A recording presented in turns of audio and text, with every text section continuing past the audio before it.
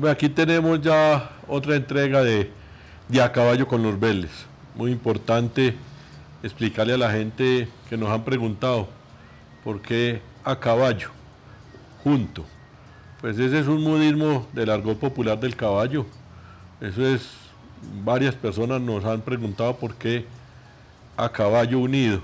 A caballo es una manera de la usanza, de lo que es nuestra tradición oral, de ese tema que nos han entregado los unos y los otros. Nos preguntan también que por qué el logo de una mula. Vuelvo y digo, nosotros desde Almulares, a la asociación a la cual pertenecemos en este momento, queremos rendirle un homenaje a estos animalitos tan olvidados por el mundo. Tal vez los Estados Unidos es el único país que ha hecho un reconocimiento que se merecen los mulares. Los Estados Unidos, de verdad, todas esas diligencias y todas esas travesías grandes que se hacían en los Estados Unidos, era con mulas, en carga o en tiro o en carruajes. No era con caballares, sino con mulares. Y ellos desarrollaron mucho la mula y llegaron también a desarrollar mucho los burros y a transformarlos, y crearon el burro mamut americano, a partir pues de los burros ibéricos. Más adelante ya daremos la explicación real de cómo era todo este proceso. Aquí en Colombia el carruaje no existió. El carruaje aquí en Colombia ha sido una mentira, pues, porque hay mulas y caballos carretilleros, pero en centros muy pequeños. Hoy vamos a hablar unos temas que son bien relevantes, bien importantes, hombre, que queremos replicarlo a todos los parientes y amigos que invitemos, que nos hablen de un ejemplar que nos haya marcado en la vida, que nos hablen de un arrendador que nos haya marcado en la vida, o sea, un profesor que nos haya enseñado el mundo del caballo, que nos hablen de las enseñanzas que nos haya dejado cualquier antepasado de nosotros. En el caso mío, pues, una enseñanza muy grande que me dejó mi papá y el tío Felipe. Decían estas dos frasecitas: hombre, monte un pobre a caballo y se siente rico, y monte un feo y se siente bonito. Y en el transcurrir del tiempo, en este tema de la hipoterapia, eso es hipoterapia. Es el caballo el que ha hecho grande y le ha dado el empoderamiento al ser humano, pues para conquistar naciones, para ganar batallas y para todos estos temas. Arrendadores que me hayan marcado a mí, a Víctor Vélez, un señor Alfonso Arango que estuvo trabajando en el Basal con mi padre, le decían la fiera. Y por supuesto no me puede olvidar, Alfonso le perdí el rastro a la fiera. Quisiera saber de él y darle inmenso agradecimiento porque me enseñó muchas cosas. Y por supuesto Heriberto Holguín, que estuvo trabajando en mi casa en la década de los 70, venía de Lara, un hombre muy entendido en el tema de adiestramiento de caballos.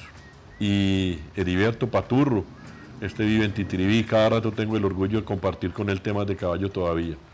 Muchas gracias, Heriberto. Y el caballo que me haya marcado a mí en la familia, por la familia ha habido ejemplares muy importantes, pero yo no puedo dejar a mi Candelazo por fuera, hijo de pistolero y Dayán, hijo de Dayán en un eje pistolero, en La Perla, hermosa yegua. Más adelante pues podemos describirlo con más detalle. Pero Candelazo en la familia mía, en mi casa, donde mi papá Pacho Vélez, con unas yeguas de buena calidad, pero ninguna campeona. De allí sacamos 3 campeonas con Candelazo. No tuvo necesidad de servir las reinas de belleza ni las grandes campeonas para producir ejemplares de buena calidad. Con una dominancia genética en la morfología y en la nobleza, esa belleza de caballo y esa nobleza. Importantísimos aspectos hoy en día para nuestro caballo criollo colombiano en cualquiera de las modalidades, que sean nobles y que tengan la clase como la tenía Candelazo. Esa morfología, pero que diga solo la morfología, el andar. Bueno, Martín, háblanos de los 3 elementos tuyos, el arrendador, el ejemplar y la enseñanza. Son 3 temas que tenemos que empezar a darle a la gente, entregarle a la gente.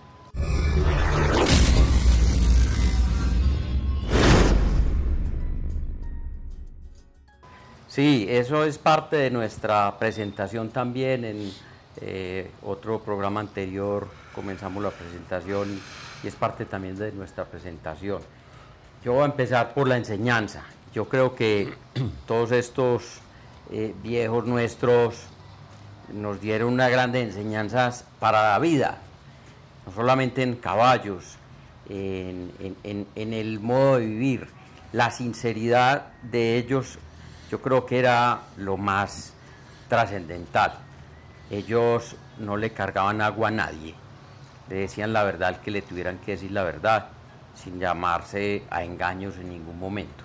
Yo pienso que esa transparencia, ese modo de vivir tan elemental pero tan simple, yo creo que nos marcó a todos demasiado. Me parece que fue una enseñanza que la tenemos que asimilar, o la hemos tenido que asimilar y incorporar también nosotros.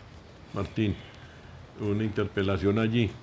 Horacio habla mucho de la sinceridad peligrosa nuestra. A eso se te referís vos, yo sé. Que la heredamos. Sí, con toda seguridad. Dale. Con toda seguridad. No podía ser parte de lo que pasa es que a veces cuesta porque... Y nos ha costado. Decir la verdad, por la verdad murió Cristo, como dicen. Entonces, eso a veces cuesta, pero trae una enorme satisfacción, es indiscutible. Bueno, ejemplares, yo creo que Víctor necesariamente tuvo que hablar de Candelazo, pero es que a mí me parece que el abuelo de Candelazo, Pistolero, fue un caballo supremamente importante para la familia y para la caballada nacional y mundial. Un caballo que nació fuera de época, un caballo que salía a competir y quedaba terceros, cuartos puestos, porque en ese momento el prototipo del caballo que se juzgaba no era ese caballo manibajito, pulido, sino que era otro prototipo.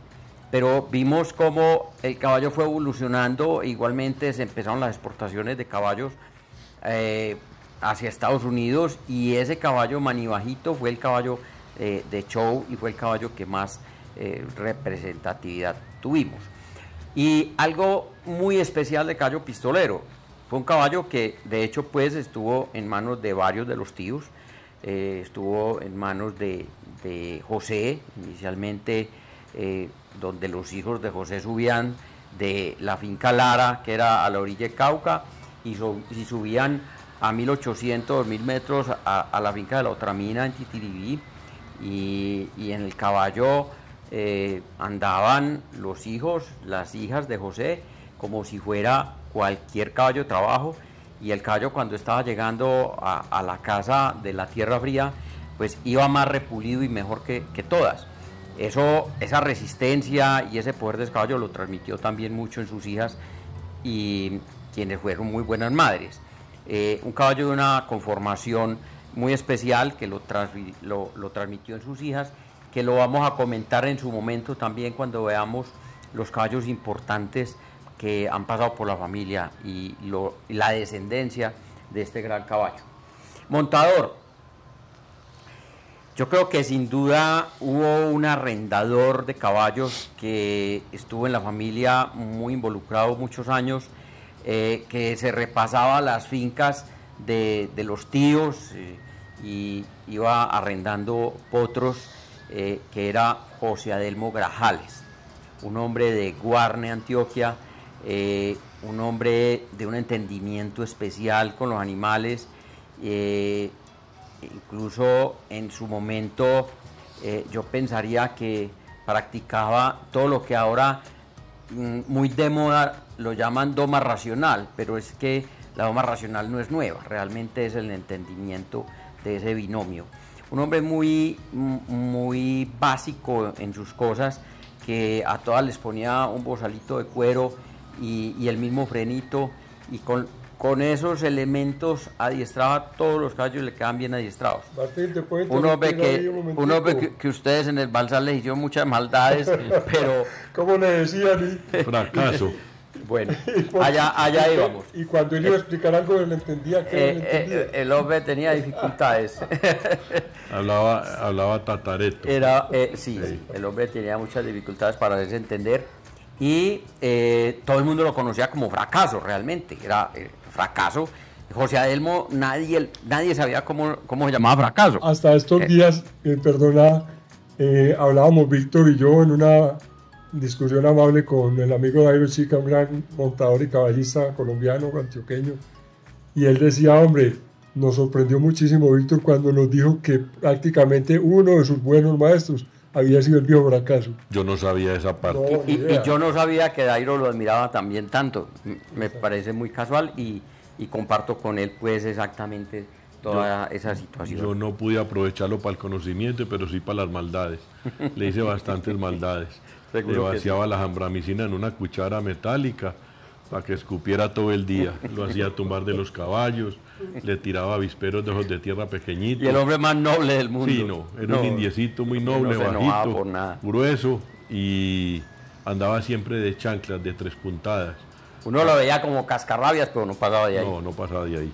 De un temperamento y una nobleza horrible, pues. Yo creo que ese era el secreto de él para ser un buen adiestrador. Sin duda, sin duda. Bueno, Horacio.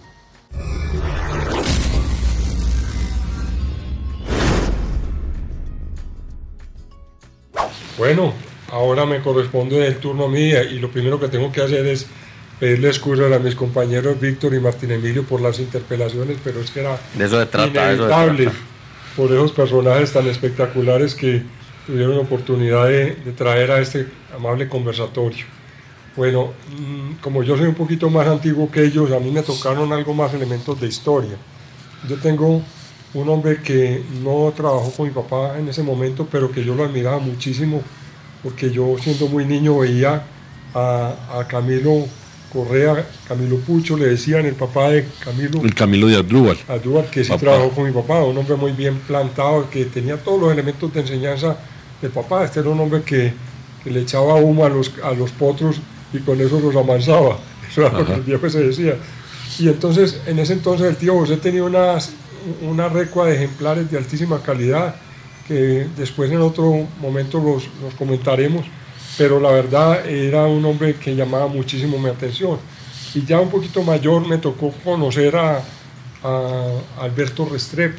Pienso que Alberto fue un hombre también muy importante en su momento como arrendador y como presentador. Es un hombre que ya siendo yo un poquito mayor me tocó verlo en acción y lo admiraba también muchísimo. De los elementos de enseñanza, pues hombre, todos tres tuvimos la oportunidad de disfrutar a los papás y a los tíos, y no era que se sentaran ninguno de ellos a dictarle cátedra a uno. Yo repito esto con mucha euforia, y la frase de ellos era ponga cuidado. Y ponga cuidado era la manera como nosotros de alguna manera aprendíamos de esas enseñanzas en medio de tal vez de un mismo conversatorio como el que nosotros estamos teniendo en este momento con sus hermanos, con sus tíos en un momento. La tradición oral. Horacio, eso. Esa es la tradición oral. La tradición oral, y no estaba escrito en ninguna parte. Y bueno, y de los ejemplares más importantes para mí, indudablemente era la yegua Castañuela. La yegua Castañuela hay varias anécdotas. Una yegua campeona mundial en Puerto Rico en 1984, una yegua muy importante en su momento. Había alguien por ahí le decía a mi papá, hombre, pero es que esa yegua es como destemplada de la boca. Y mi papá, pues, de esa manera amable que él se gastaba siempre, y esa simpatía, dijo, hombre, lo que pasa es que es la única campeona mundial que sabía hacer vaquería.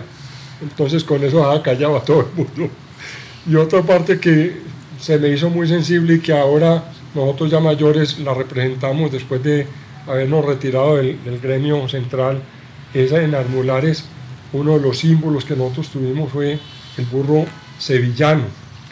El burro sevillano que mi papá y sus hermanos lo tuvieron en una sociedad. A ver, Víctor, acordame, vos que tenés más memoria, cierto que hubo una competencia en la Feria de las Flores, que siempre ha sido la feria más importante del país, en donde participaban un montón de hijos de él y quedaron bien calificados. Contanos de eso, a ver. Horacio, creo que fue en el año 76, donde salen 16 mulas a la competencia. Y de las 16 mulas, habían 8 hijas de sevillano. De las 8 hijas de sevillano, 4 quedaron en el marcador. Recuerdo a Topollillo, al Macho Brujerías, la mula Guardia. La mula. Sí. Creo que también era hija de sevillano. No recuerdo cómo se llamaba. Bueno. Sí, era un gran reproductor. Y es que había una gran diferencia con sevillano. A sevillano también le ayudaban y le ponían yeguas calidosas. Esas mismas yeguas que nos daban campeones con caballos de la casa, parieron de sevillano. Esa era una de las grandes bondades de ese burro. Y yo sé que Víctor lo dice de una manera alegórica, pero con yeguas muy normalitas, de ejemplares de altísima calidad, de los cuales recordamos muchísimo y recordamos, por supuesto, a un hombre que estuvo muy al frente de eso, que fue Heriberto Holguín, en el momento del proceso mular más importante, porque mi papá siempre dijo, hombre, las yeguas élite van para caballo y las yeguas normales van para el burro. Se me escapaba un detalle, la yegua Castañuela era hija del caballo Candelazo, en una yegua albina, hija del caballo aldeano, la yegua Cometa. Entonces, ahí... Eso, no, la yegua Luna. Es que la Cometa era la hermana. La hermana. Era la hermana, que era hija de Mambrino. Igualitas, albinas todas dos, pero entonces la yegua Luna produce, siendo una yegua albina, produce un espectáculo de yegua de estas, y alguno le dijo a mi papá, un genetista, porque mi papá no era un hombre muy comunicativo, pero él le oía a algunos por ahí, un genetista que lo asistía, le dijo, don Pacho, ¿sabe qué? Si usted, con todas las dificultades que usted como caballista y conocedor tiene, logra que un ejemplar ligue con una yegua determinada, ese es el reproductor que usted necesita. ¿Y cuántas yeguas tuvo, hermanas completas? Estuvo la Pandereta, que fue campeona también, esa pasó por la familia del juez Juan Vázquez. Tuvo la Pandereta, la yegua de la casa, la champaña, que se murió preñada de Amadeus, que don Fabio Ochoa la quiso comprar a mi papá toda la vida, mi papá nunca se la vendió, se le murió paparícele de Amadeus allí en la ermita. Y sí, no se lo saque después de que la yegua le diga con este fue, hágale que nadie dice que ese es el mejor, a lo mejor esa es la más mala. Y eran las yeguas normalitas de la casa, ¿no? Sí, era una yegua normal, la verdad es eso. Bueno, de todas maneras, hombre, esperamos que de este conversatorio salgan cosas muy buenas, que se generen inquietudes, a lo mejor tenemos algunos detalles que no son totalmente exactitudes, pero si alguno nos quiere hacer una rectificación, pues nosotros amablemente la tendremos en cuenta.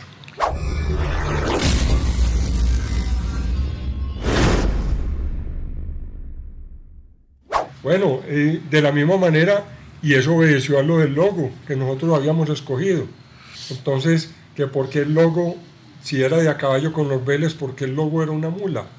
Y lo que pasa es que es muy sencillo. Cuando uno le decía a alguien que tenía una mula para arrendar, no. Ese no es, yo no arrendo sino caballares. Y vaya usted y le dice a uno que arrenda mulas, vea, tengo una potranca para arrendar, pero siempre es delicada, tráigala. Esa es la que yo necesito para sacarla adelante, porque es que las personas que se entienden con los mulares, que son ejemplares muy brillantes de un gran sentido, no son los mismos de los caballares. Eso nos da pena decírselo, pero la verdad, valga la razón, los personajes que estaban mulas, y vuelvo y traigo a colación a Heriberto Holguín, el Paturro, era un espectáculo aprendiendo de él, porque de alguna manera a mí me tocó yo terminaba en el colegio y yo era su ayudante de herrería, yo era su ayudante de adiestramiento y me tocaban algunos accidentes, pero ninguno pues que lamentar. Y hay otra cosa, Horacio, definitivamente el que sabe de mulas sabe de caballos. Sí. Exacto. Y por eso pero no todos los que saben de caballos saben de mulas. Por eso nosotros tomamos la decisión de no cambiar el logo, dejarlo así, porque pensamos que es mucho más integral el tema mular y asnal que el tema caballar. Es que la mula, así no se haya reconocido por el ente internacional, la mula es el mejor apéndice que ha tenido nuestro caballo criollo colombiano. Yo recuerdo la Mundial de Medellín, sacamos 46 mulas en una exhibición.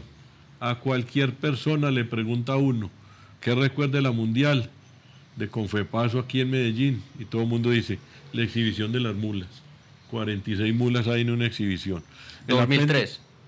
El apéndice más importante de nuestro caballo criollo colombiano, así no haya sido reconocido por el ente internacional, es la mula, por encima de los caballos Bellarformas, Placer, Performas y todos esos nombres que le quieran dar.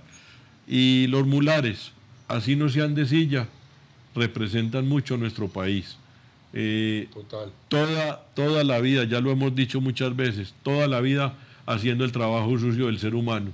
El caballo es el que le dio los triunfos, pero la mula fue la que sufrió y cargó la munición y cargó los heridos y fue la ambulancia y fue el vehículo de transporte y aún hoy en día en esta cordillera de los Andes es tan importante la mula como cualquier otro aspecto. Pues llegaba Simón Bolívar en sus travesías por el páramo de Pilba desde Venezuela y llegaba a Sotaquirá, los que conocen un poquito más de geografía, que no la pastelearon, ahí arribita de Paipa, en donde había un recóndito lugar donde se criaban caballos. Ahí cambiaba por sus caballos lujosos, por el palomo, y yo no sé cuáles eran los caballos más destacados. Los 4 palomos. Sus correrías eran en mula. O sea, pues que la mula hoy día tiene que tener un gran reconocimiento, porque me parece que en este histórico, lo que sabemos de las mulas, y yo creo que no vinimos a hablar de este tema en las mulares, es apenas la punta del iceberg de lo que tenemos que explorar, tanto en mulares como en Arnaldo. Y ya vendrá otro programa de ese tema, o varios. Varios. Es que hablar de caballos sin hablar de mulas queda cojo.